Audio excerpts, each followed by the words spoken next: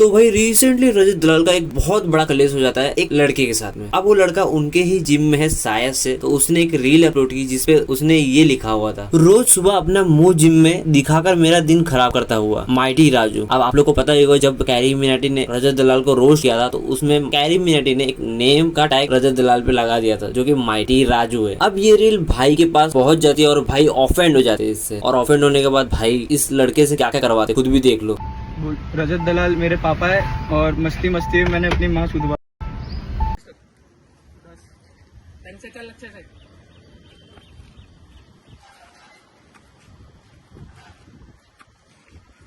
अब मेरे हिसाब से तो ये भाई गलत है, माइटी राजू को ऐसा नहीं करना चाहिए, उसके साथ थोड़ा बहुत समझा के छोड़ देना चाहिए था, पर भाई अलग ही तरह का गेम हो रहा है। और हाँ रजत भाई बीच में माइटी राजू बोलने के लिए सॉरी भाई, कहीं मेरे को ना पकड़ लो तुम, सॉरी पहले ही बोल दे रहा हूँ भाई। चलो इसी के बाद बात कर लेते हैं इंजीनियर रिवील्स कर रहा हूँ। रिसेंटली आप लोग को पता है लोकसभा इलेक्शन चल रहे हैं और कल हो भी गए वो पूरे, और आप लोग को पता है कौन मेजोरिटी में इस टाइम पे। अब मेजोरिटी में तो नहीं बोलेंगे, समझ लो एक दीवार पे खड़ी है और दो जन उनके आजू बाजू खड़े, आप समझ लो कौन आजू बाजू। इतना नहीं बात करते इस चैनल पे हम पॉलिटिक्स के बारे में, तो इसी पे इंजीनियर रिवील्स रिएक्ट करते हैं और कल एक वीडियो अपलोड करते हैं जिसमें वो बताते हैं कि यूपी में बीजेपी क्यों हारी और कि इस बार जो इलेक्शन हुआ है उसमें उत्तर प्रदेश के अंदर बीजेपी को बहुत कम सीटें मिली है। अब जब हम लोग लाइव स्ट्रीम कर रहे थे, इसके ऊपर बातचीत कर रहे थे, तो बहुत सारे लोगों ने कमेंट करके ये बताया कि उनके एरिया के जो बीजेपी के एमएलए हैं उन्होंने समाजवादी पार्टी का जो कैंडिडेट है उसके लिए वोट मांगे, किसी ने कांग्रेस के लिए वोट मांगे।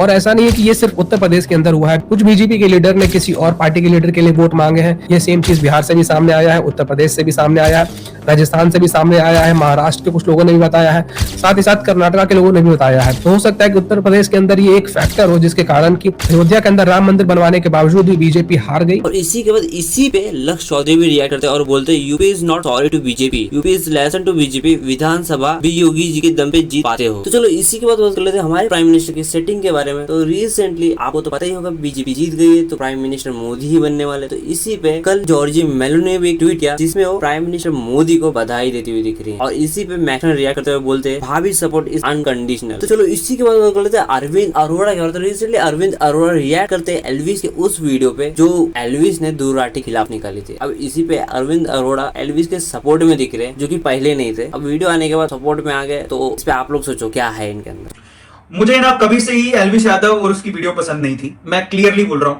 मुझे कभी, मैं जानता भी नहीं था, जब मैंने बिग बॉस में देखा तब भी मुझे पसंद नहीं था, और उसके बाद जो स्नेक वाला कांड हुआ तब तो मुझे और लगा कि यार तेरे आदमी सही नहीं है। लेकिन अभी जो कल उसने वीडियो बनाई, चाहे वो प्रमोशन के लिए बनाई हो, लेकिन वो बंदा बाहर आया, उसने दुर्गाटी के खिलाफ बोलने की हिम्मत करी, ये भी बड़ी बात है कि ये हिम्मत भी है बोलना। और उसके बाद है ना उसने जो बात बोली मुझे बड़ी अच्छी लगी। उसने क्या कहा कि चाहे वो कैसा भी हो लेकिन वो नेशनलिस्ट है, वो राष्ट्रवादी विचारधारा का है।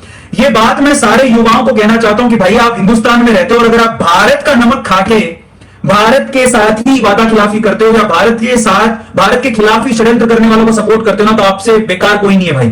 आप हिंदुस्तान का नमक खाते हो और हिंदुस्तान के खिलाफ बोलते हो, भाई ये गलत बात है, मैं इसका सपोर्ट नहीं करता हूं। इसलिए एल्विस यादव की मुझे रिस्पेक्ट और सल्यूट भी मारना पड़ेगा कि चाहे वो आदमी कैसा भी हो, एट दी एंड उसने राठी के खिलाफ बोला, वीडियो भी बनाई और साथ में बहुत सारी चीजें बताई भी जो कि बिल्कुल लॉजिकल है, बिल्कुल सच है, जिसके प्रूफ दिखाऊंगा। वो प्रूफ नहीं दिखा पाया था, प्रूफ मैं आपको दिखाऊंगा, ठीक है, उसकी जिम्मेदारी मेरी है। लेकिन एल्विस यादव के लिए इस बात के लिए लाइक बनता है, लाइक करो इस। तो गाइस चलो यार आज के लिए बस इतना ही अपडेट मुझे एडिट करने में कम से कम 4 घंटे 5 घंटे के ऊपर लगेगा, तो भाई इतना ही अपडेट रिकॉर्ड कर रहा हूँ। इसके आगे भी अपडेट रिकॉर्ड कर सकता हूँ, पर भाई एडिटिंग, फिर थंबनेल बनाओ, फिर उसको डालो, तब तक तो भाई ये अपडेट पुरानी हो चुकी होती है, इसके लिए थोड़ा ही कर। और हाँ अगर वीडियो पसंद आई तो प्लीज लाइक जरूर करना और सब्सक्राइब का बटन नीचे थोड़ी बहुत दया है तो सब्सक्राइब कर दे।